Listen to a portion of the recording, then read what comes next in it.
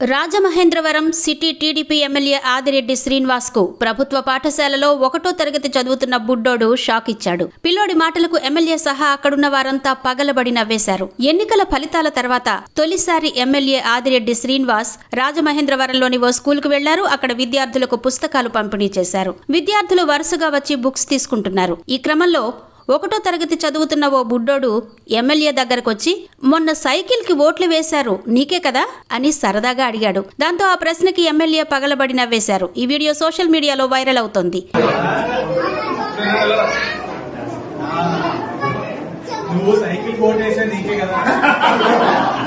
ఒక హై స్కూల్లో first class కుర్రాడు సైకిల్ కి ఓట్లు వేశారు నీకే కదా అని బోల్డ్ గా అడగడం చూసి నెటిజన్లు నివ్వెరపోతున్నారు.